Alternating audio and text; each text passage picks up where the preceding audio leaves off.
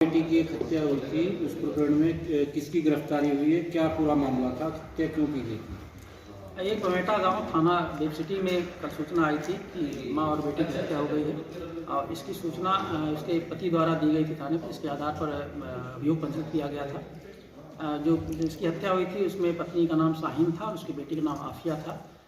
ये भी पता चला था कि जो उसका देवर है, जो मतलब शाहीन है, उसका देवर के द्वारा ही हत्या की गई है, जो बिहार का रहने वाला है। और शाहीन का परिवार भी बेसिकली बिहार का ही रहने वाला है। यहाँ 7-8 सालों से रह करके नौकरी कर रहा था और किराए के मकान में रह रहा था। और उसके द्वारा एक पता चला, फिर इसकी तहरीर के आधार पर फिर जो उसका भाई था जिसान, जिसका नाम है, जिसने हत्या की थी, पुलिस ने उसके लिए टीम गठित की और उसकी गिरफ्तारी का प्रयास किया और इसी क्रम में उसको गिरफ्तार किया गया है। गिरफ्तार करने के बाद जब उससे पूछताछ की गई, पता चला कि उसको एक एजेंट जो बिहार का ही रहने वाला था, उसके माध्यम से इसको दुबई जाना था। 9 तारीख इसकी फ़्लाइट बताई गई थी। 7 तारीख को अपने भाई के पास आया था, दिल्ली से उसको फ़्लाइट पकड़नी थी। एजेंट और जो जिनको फ़्लाइट बुक करना था, एजेंसी थी, उनसे पैसे के लेकर के कुछ विवाद था, जिसके कारण इसका 9 तारीख को फ़्लाइट नहीं हुई। फिर अग्रिम डेट इसको 16 तारीख बताई गई। उस 16 तारीख को भी इसका टिकट उसी पैसे की बात को लेकर के नहीं हुआ। ये अपेक्षा कर रहा था कि जो पैसे करीब 20-25 हज़ार रुपये कम पड़ रहे थे, जो एजेंसी वाले उससे एजेंट से चाह रहे थे या इसके माध्यम से चाह रहे थे कि मिल जाए, अपने भाई से उम्मीद कर रहा था कि मिल जाएगा और भाई के द्वारा पैसा नहीं दिया गया वो है। और उसमें इसको लगा कि इसकी भाभी के द्वारा ही इस चीज़ के लिए मना किया गया है। ये नशा करके आया और उसी नशे में भाभी से अपने विवाद किया और विवाद करने के बाद उसका उसी की चुनरी से उसका गला घोंट दिया था। उसकी 3 महीने की एक बच्ची थी जो वहाँ पर मौजूद थी, वो भी रोने लगी थी सब चीज़ें देख करके। उसके आधार पर इसने उसका भी गला घोंट दिया था। एक बच्ची और उसकी थी जिसको जो वहाँ से भाग गई थी। तो इस प्रकार इसने स्वीकार किया इन सब सारी चीज़ों को और इसको गिरफ्तार कर लिया गया है। गिरफ्तार करने के बाद इसको न्यायिक हिरासत में भेजा जा रहा है और वैधानिक कार्रवाई की जा रही है। सर, जिस एजेंसी से ये बात तय हुई थी इनको दुबई भेजना था, उनसे टोटल कितना पैसा उन्होंने डिमांड में रखा था?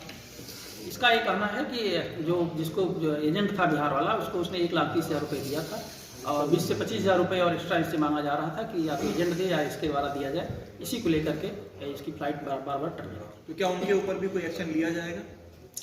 नहीं, ये तो चूँकि घटनाक्रम पूरा बिहार का है और उससे इसमें अगर कोई चीज़ ऐसी जुड़ेगी यहाँ पर तो बिल्कुल हम लोग देखेंगे। लेकिन अभी फिलहाल जो स्थिति है उसमें ऐसी कोई चीज़ अभी नहीं आ रही कि जिसको यहाँ पर देखने की आवश्यकता है।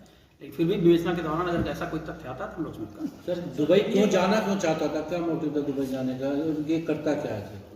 ये पूना में मैं वेल्डिंग का काम करता था, उसी कार्य के लिए वो दुबई में भी जाना चाहता था, इसीलिए वो अपना वीज़ा वगैरह बनवाया था और वहाँ जाने के लिए प्रयास करता था। मतलब जब ये भाग चुका था तो फिर इसने नोएडा में लड़की से मोबाइल छीन के भाई को धमकी क्यों दी, जिसके आधार पर आप लोगों ने उसको ट्रैक किया?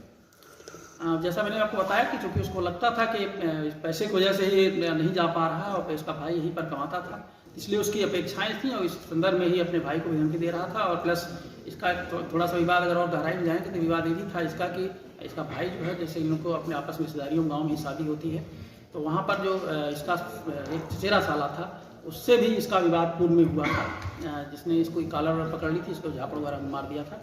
तो ये भी एक रीजन था जो इसके परिप्रेक्ष्य में था, लेकिन जो तात्कालिक काम था। सर, क्या अवैध संबंधों